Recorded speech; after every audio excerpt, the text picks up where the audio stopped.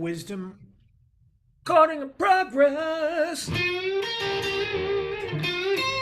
Um, I think the most important skill is to be able to name the notes, is to be able to find the notes when you need them, you know? Right. And I think that's misleading because I think a lot of times we have benefits that, say, saxophone players and piano players don't have, right? So, in other words, if I'm wanting to follow chord tones, and this just happens to be fresh in my head because I was playing with this with somebody, but we were doing earlier a 1 6 4 5, and so in the key of C, that would, if just right here would be, that would be my one chord root position, right? Then my six is going to be A minor, and that's going to be a first inversion there, right? And then my four is going to be F, and so I have an F right here, right? With that five bass, you would call that, or second inversion. And then for the G, I've got the choice of either coming up 2 frets and playing that one, or coming down and playing this first inversion, three bass, right? G, Right. right? So it's funny because what Chris is talking about is it's definitely useful to be able to go, okay, that's a C chord. What notes are in the C chord? C, E, and G. And we want to have access to those triad names. That's really useful to be able to do that. So on the chord spelling aspect of it, right? To be able to think to yourself, there's a C and an E and a G, and then look at it and say, okay, there's the C, there's the E, there's the G, right? So Right. I'm using two different thought processes there. One of them is just the, without the guitar in my hands, what notes are in a C chord, C, E, and G, and then on the guitar, where do those notes live and what form am I using, right? Then Yeah. when I go to that A minor, it's definitely useful to know what are the notes in an A minor chord in that minor six. And that's going to be A, C, and E, right? Yeah. Then I look at the neck and I think, okay, well, there's that A, right? And so I'm thinking, okay, there's the A, well, there's the C, and there's the E. So it's like having the ability to think to yourself, what are the notes in that chord? What are the notes in the next chord? That's really useful. But if I'm going to improvise over those, I'm much more tracking. I mean, one way of doing it is that I'm much more tracking. Those are those chord tones.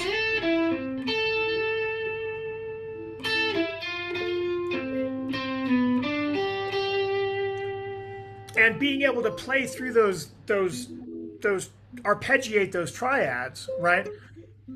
But I'm not thinking what those chord tones are as I'm doing that.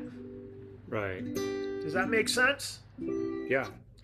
If you're on a piano or you're on a saxophone, that's all you've got. You don't have these fingering things that are helpful. And so if you're on a piano and you're thinking about a 1 6 4 5 and you're thinking about the C to A, and you're thinking, okay, well, C, E, G, and you might spell it like that, and then you're just going to come right up to A, C, and E, right? Seeing how these inversions work together, that's a very kind of guitar-y thing because we have that visual thing to help us do that, right? I'm not saying a piano player or saxophone player doesn't do that. They definitely do, but they're thinking of those notes as they're doing it. Does that track? Yeah, totally. Right?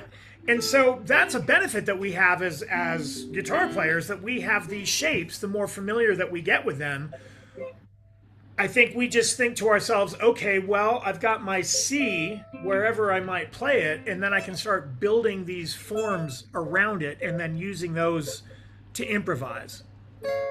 Yeah. What was that? I don't know. What's the wrong chord? Like, Some sort of G six. Anyway, um, so I don't know. I mean, hopefully that kind of like makes sense why I'm referring to that within the context of this class, because I think it's different.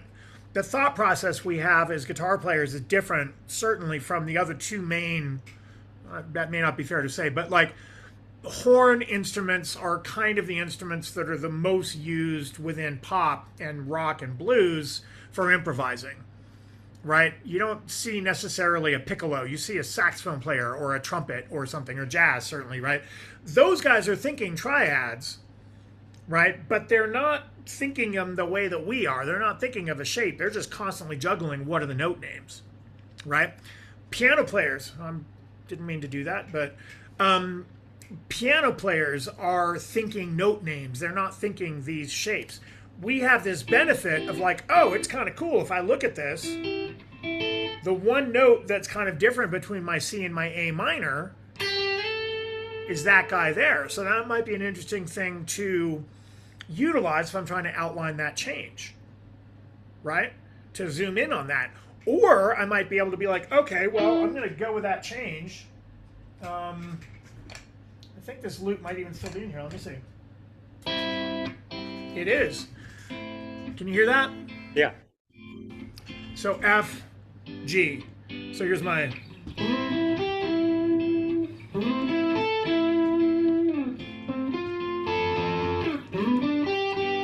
Right? Just C, A, F, G. So again, you might think to yourself, well, this is kind of cool. This E note is common to both of those chords. What if I just go?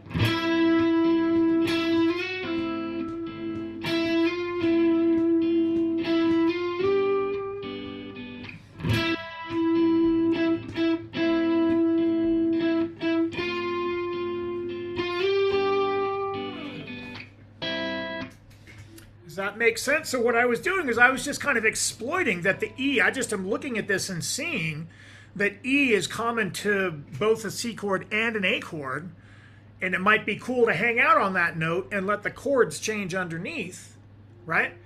And then I'll reference the F when that comes along, and then I'll reference the G when that comes along. So that's a choice that I'm seeing entirely kind of because of this shape relationship.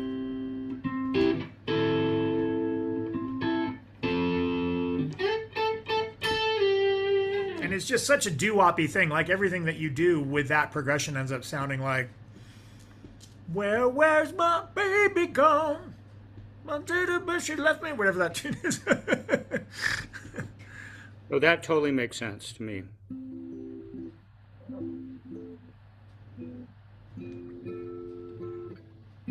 Does that track with what we were talking about, Lyle? What? Does that kind of track with? Because I know it's a little bit sideways from how Chris was presenting this stuff, but the same basic idea that we were talking about in that first class, right? Does that make sense? Yeah, it does. Cool.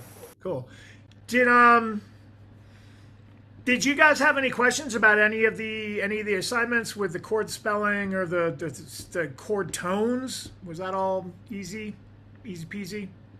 Yeah, it seems like it's mostly arpeggio. I've been working, but I kind of arpeggiating the tones, right? That's kind of that was the first assignment. That's all I got to so far, but Well, the first one is more of a guitar thing.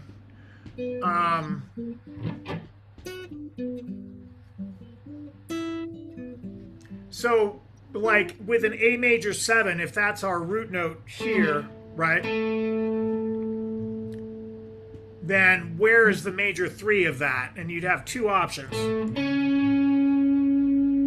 right? And then where would the 5 of that be? Or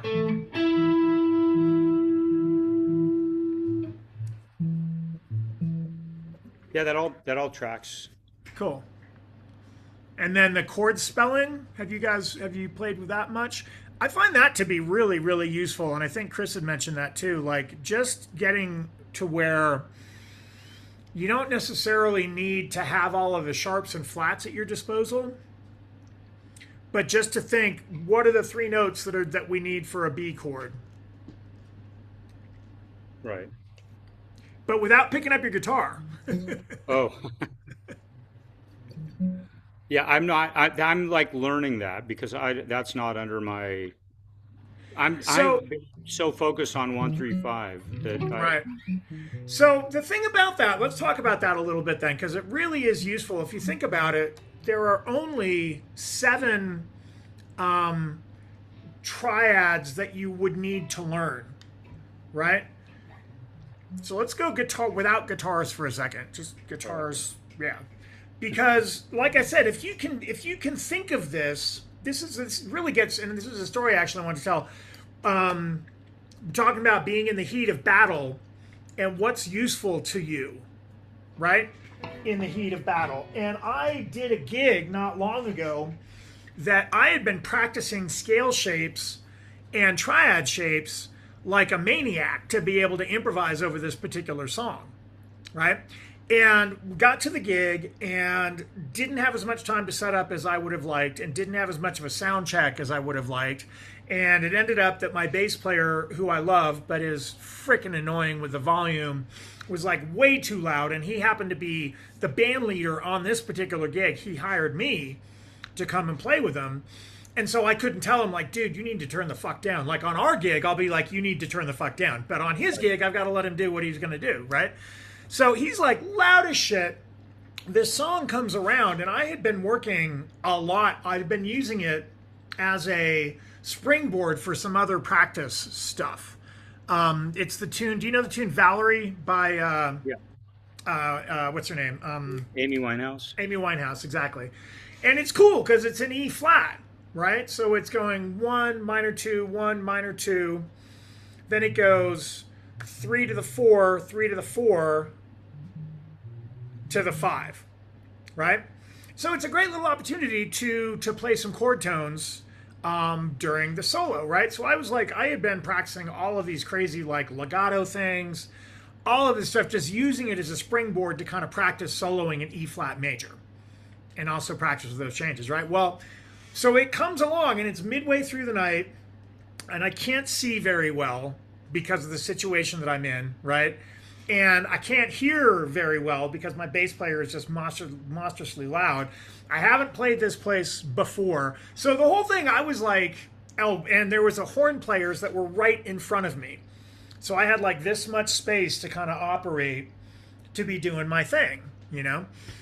So not an ideal gig. And you know, that's where the stuff that you do in your house and the stuff that you do in your comfort zone, like when you get into that, you find that literally 80% of your capability goes out the fucking window, right? When you're in the heat of the moment, you are just literally having to like focus on the main stuff, right?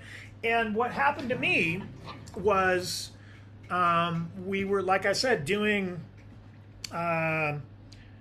Valerie, and there's this one change in it. So it's E major 7, F minor 7, E major 7, F minor 7, right? Is the whole first part. And then when it comes to the change, it's A major 7 to G minor. So it's going 4, 3, 4, 3, 4, 3, 5, which should be great, right? So I had been practicing all of these like ridiculous, like, let me see.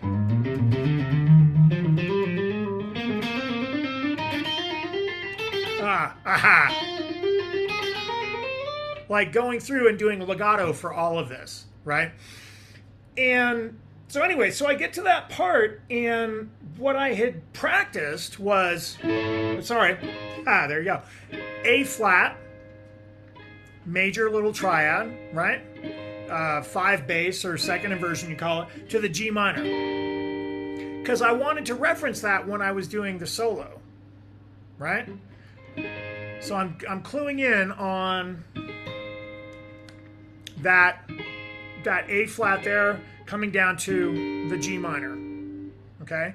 And like solo wise, if you think about that, we're in that E flat major, so there's all kinds of fun like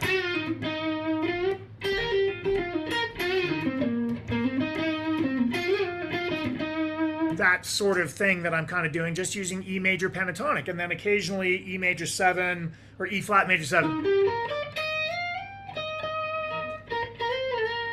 those sorts of things, right? Well, the change comes around and I mixed it up because I was just looking and my guitar was down here and it was dark and I couldn't hear a fucking thing. And I play A minor to G major. Right? So I'm trying to improvise like, uh-oh. Going nowhere. Well, of course, I figured it out like the second time through, but it was still a couple of clams in a row. Like clams. Like fucking clam bake clams, right? And what I realized that I had been paying too much attention to dots and shapes, right? And if I had really been thinking to myself, okay, well, what's important about that is probably referencing like the third. Again, the third is kind of the money note. When you want to use triads to improvise, the third is going to be the note that's going to give you the most bang for the buck, right? The root will work and the 5 will work depending, like Chris had mentioned, but the third is definitely going to give you a lot of bang for the buck. So if you've got this A flat chord happening, oh, did I just freeze? Am I back? Okay. So if I've got this here, I can loop this, I think. So,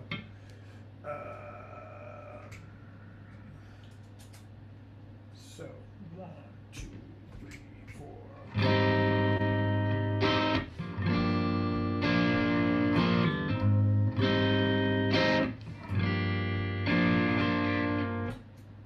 That didn't work. Let me try it again. 2, 3, 4.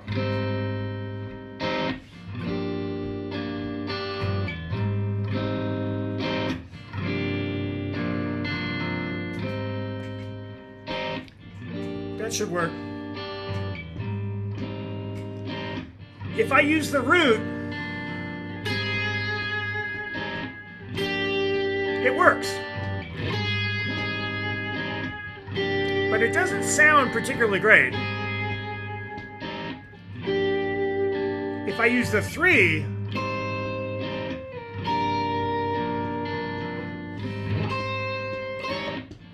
oops.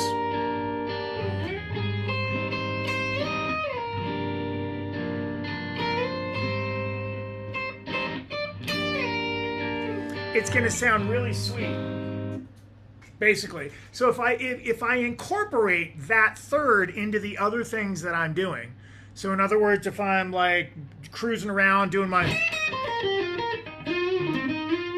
and then that change comes along and I'm thinking,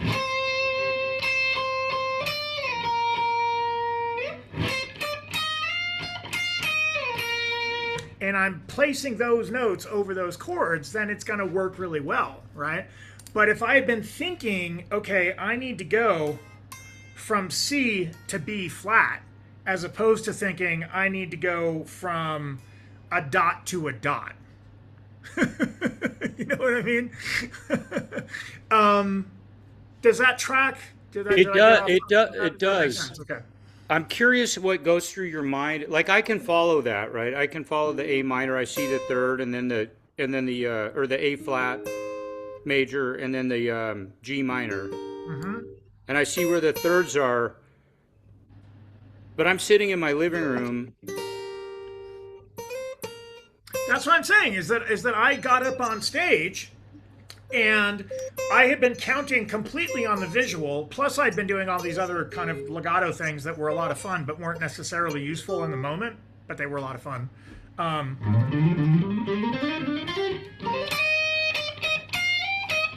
I don't know. I never ended up throwing that in, although it would have been fun. So I did all that other stuff too. But I worked the triads a lot. And again, it's an awkward key. Right? I'm not playing frickin' blues in A, and I'm really sure about where those are. I don't play an E flat a whole hell of a lot, you know? And especially thinking the 4 to 3 of E flat. And I guess the point that I'm wanting to make is that it's useful to, when you're in that situation, it's definitely useful to think about it both ways. Because in the moment, if instead of looking down and thinking, well, that shape is close enough, right? Because again, if you're like kind of a dark stage and you're looking down and you're seeing it from here, right? Even if you got your guitar kind of high, it's still, you probably don't practice standing up, and so you're kind of looking at the back of the neck a little bit and kind of guessing where things are a little bit, Looking down at that doesn't look significantly different from that, or that for that matter, right? So if you're basing it completely on where those shapes are living, then I think having secondary knowledge, I would imagine it's like flying a plane. Like you've got your line of sight, but you've got the radar too, right? And there's probably doesn't hurt to have a spotter saying, Charlie, you're about to fly into a mountain, Yeah. Yeah, so your the eyeball. same information Certainly. from different contexts, definitely useful, I guess is what I'm saying. Yeah. That totally makes sense. Break that down a little bit when you go into the G minor. When Okay. if you're gonna solo around that a little bit, what's going through your brain? Like what's going through Mikey's brain? Are you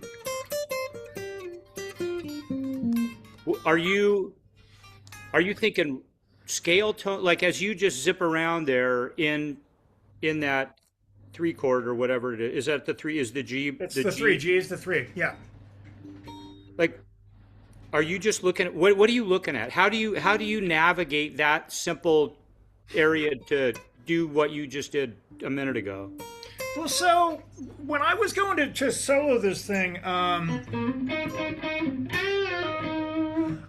first figured out what the melody was, and I realized that Amy was actually singing a bunch of just E major pentatonic, or actually E flat major pentatonic, or C minor pentatonic, really, is what she's singing. So, like, really, her lyric is just.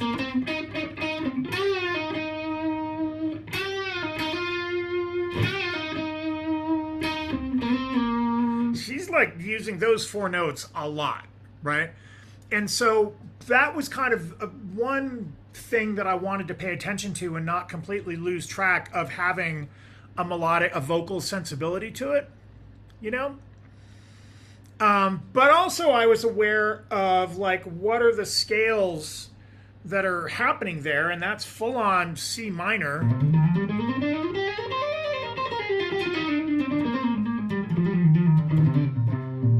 And those are the 3-note string shapes that I've spent a lot of time on that legato stuff, right? So I'm pretty used to finding where those are and what they are in different contexts, you know? So, I mean, the answer is kind of a combination of all of those things. I might be thinking E flat major triad, E flat major 7. I know those are going to be nice notes to hit, you know? I might see how that E flat major 7 fits within the E flat major pentatonic. So if A flat major pentatonic is this, I know that this,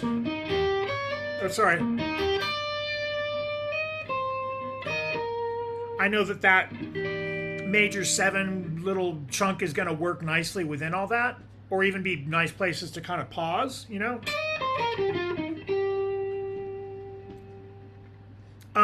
When it got to so it's like with when you're over that 1 to 2 thing for a long time, because that's what it's doing. It's just going E flat major to F minor. So that's just 1 to 2 back and forth, right? And so for that, I could totally be doing like a sequence within that E.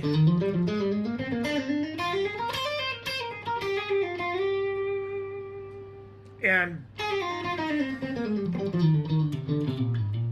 just knowing that scale shape is there. Like I put some work into to knowing those scale shapes are going to be there, right? So I've got that kind of at my disposal, but I'm also wanting to be more sensitive to the song and the vibe and not just, you know, that's fun, but it's not a metal gig. So, you know, like try and get a little bit more appropriate.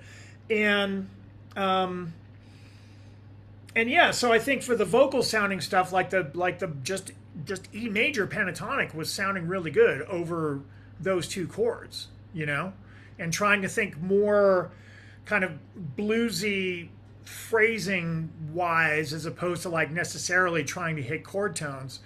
But then I was saving that for when it got to this, right?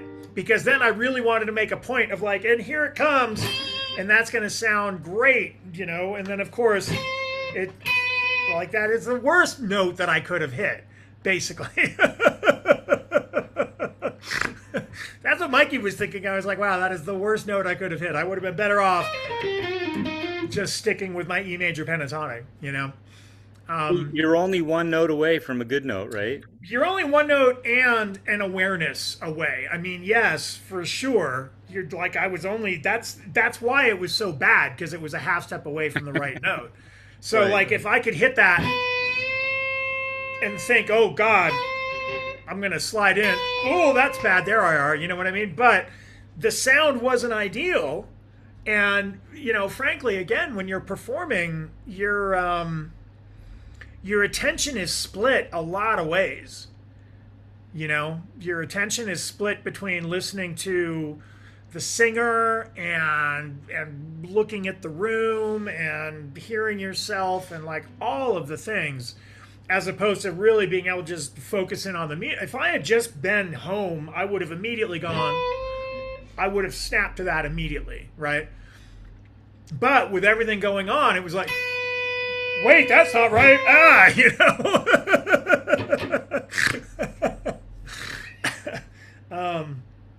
So it was a real lesson learned for me, because I tend to focus in on those shapes and not think about note names all that much, because I think one mistaken what's the word I'm looking for, impression, is that if you're soloing, like say again, I'm doing something like, I don't know, just that, right? I don't know what those notes are as I'm playing them. If I was a sax player, I would know what those were. I would be thinking of those all the way through it. I can find them really quick. I can think about it. Okay, I'm going A flat, B flat, C, D natural, E, F, E flat, sorry, F, right? I can find them quickly. I can name them quickly, but I'm not thinking of note names as I'm playing, right? Where I'm thinking of note names is when I'm finding roots and placing that shape, and I know that's the foundation of my E major shape, E flat major shape, right? But I think I'm realizing, actually, if you're trying to play changes and trying to do more complicated changes like that, then being aware when I'm playing an A flat triad, what are the notes in that triad? I'm asking you an actual question, Charlie. What are the notes in an A flat triad? You're not looking at the guitar. Don't look at the guitar. I have to look at the guitar. No. So watch me. Think for a sec. Like literally, if you get used to thinking like this, what are the notes in an A triad? They're going to be an A, skip the B, C, B. skip the D, E. A, C, and E. Any triad, any A triad is going to have A, C, and E in it. So just right there, those 7 are really useful nuggets to remember. A, C, and E, B, D, F, right? C, Right. E, G, D, F, A. And if you look at a staff of music, it's every line or every space, right? So however you want to get to that, that is really, really, really, really worth drilling. That was the chord spelling thing that Chris was talking about, right? It's just getting to where, what's in an F chord, F, A, and C. Do I know if it's does it need to be an A flat? Does it need to be some kind of special C?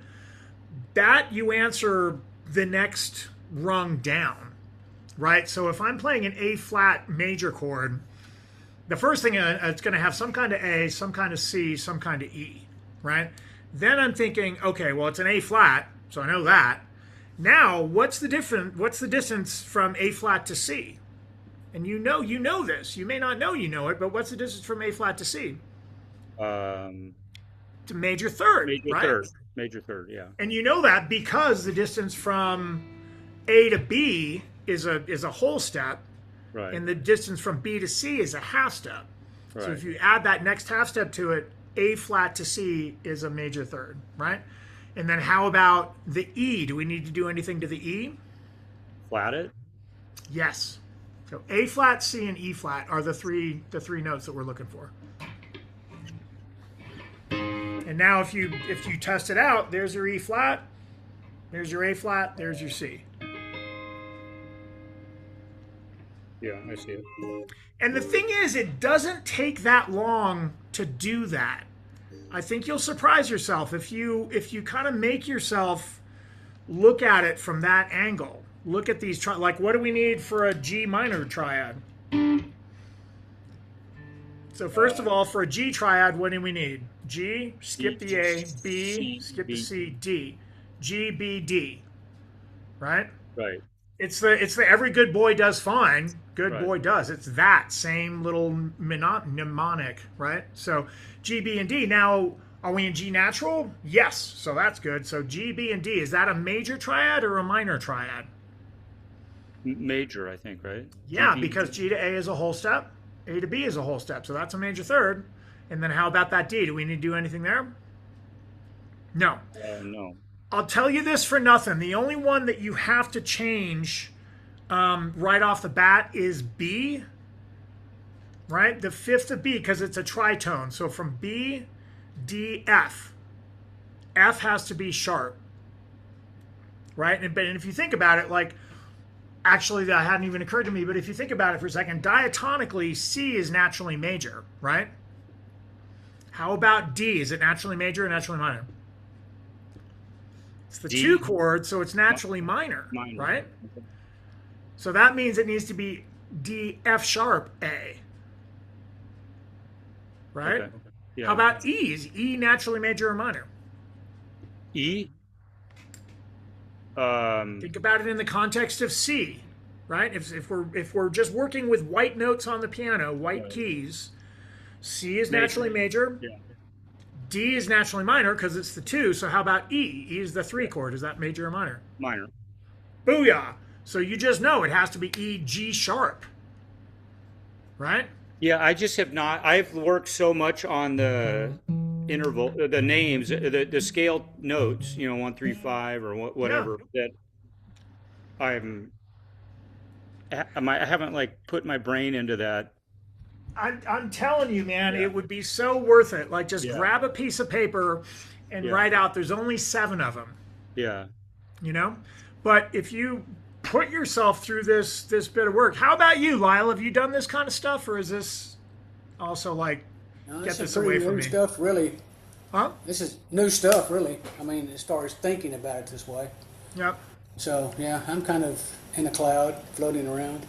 I think you guys both are familiar with like the diatonic series in C, right? Yes, Lyle. No. Yes. Yeah. Okay, so like it really literally just occurred to me that you could totally use that as a cross reference to get all of your sharps and flats that you would need, right? I'm going to write this out really quick and show you what I'm talking about. Hey, you guys showed up for office hours, man. There weren't any questions, so this is what happens. Okay, so what do we got? C, D, E, F, G, A, B, C. Okay. So, literally, I'm telling you guys, take a minute and write that out. Just C, D, E, F, G, A, B, C. And then, Hang on, I got to get a pencil.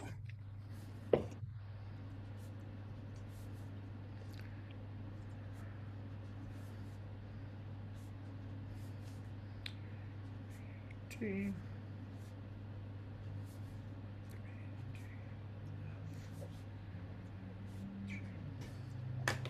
So then,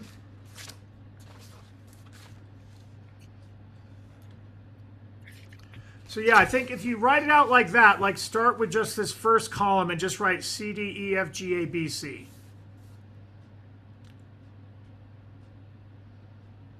Right? And then you can get there a couple of ways, but if you just write out for C, it's going to be C. And again, just count on your fingers. I'm always counseling, count on your fingers. But just literally start with this and be like, okay, well, if that's C, then I'm going to skip over D. E is going to be my third. Skip over F. G is going to be my fifth. C, E, G. Right? And the benefit then of doing that, if you just do it for C, then you'll notice, okay, so I've got, where am I? C, E, G at the top, right? Well, look what happens to this line of notes. That's just going to be E, F, G, A, B, C, D, E. Stands to reason, right? And then this one is just going to be G, A, B, C, D, E, F, G. It's just, it's going to be the same sequence, right? So what you want to end up with, though, is this sequence of 7...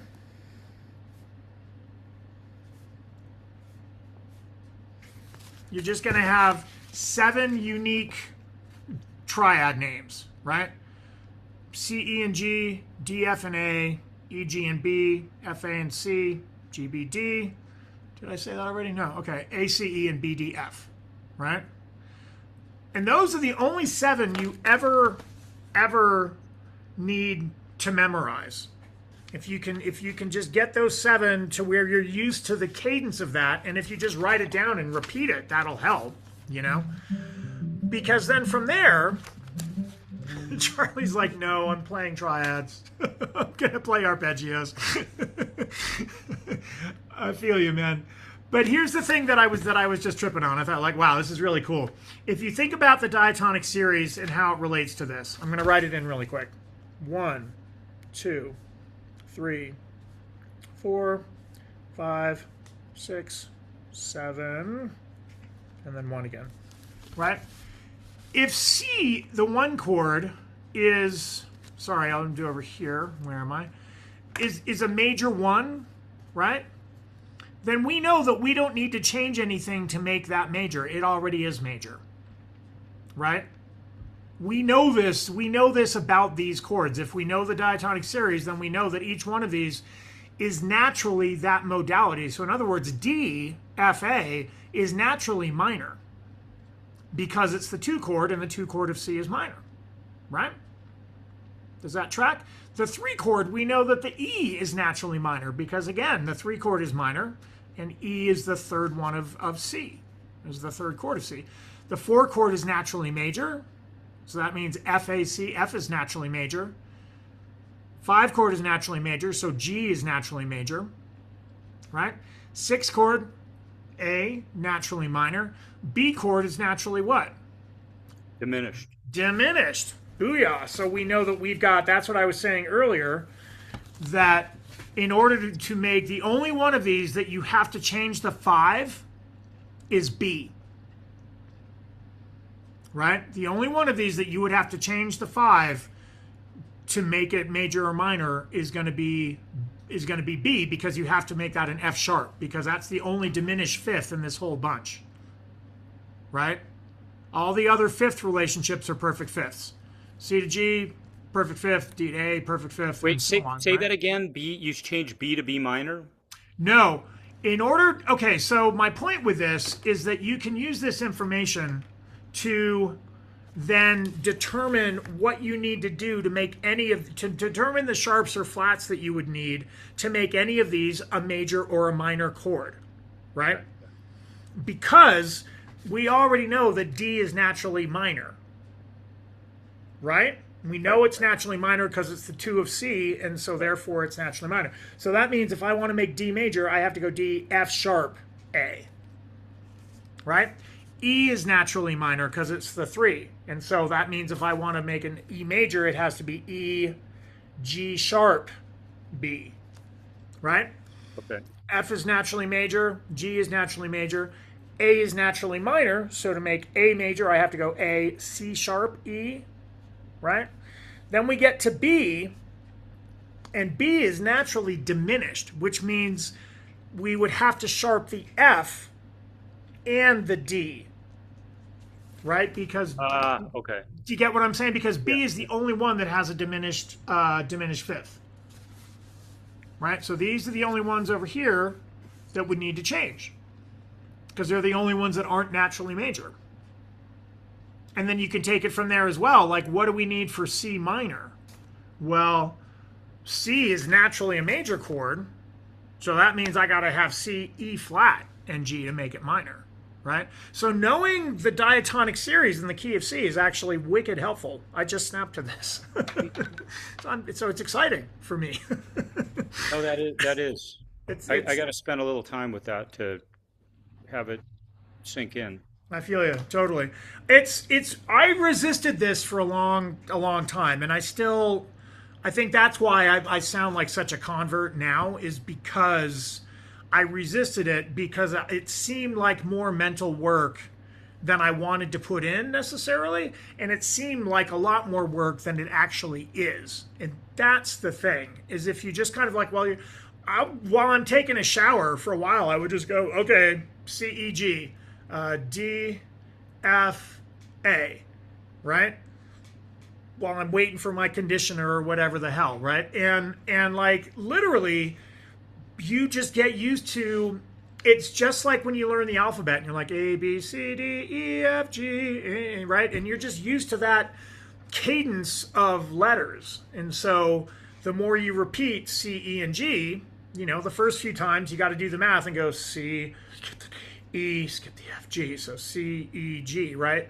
The first few times you gotta do that math, but after that, if you do it more than once a month, that's the other thing, is you can't do it like, okay, I did it for January, I'm good, I'll come back to it in February. Like, you do have to repeat it a bit, but it really doesn't take that long for them to sink in. And then once they do, it's really powerful, because it gives you another way of perceiving what it is that you're doing when you're putting it on the neck. I'd be interested to see, because I know Chris and I have talked about this. I haven't talked with Chris Jin, with Low G, about this. I wonder what he would say about.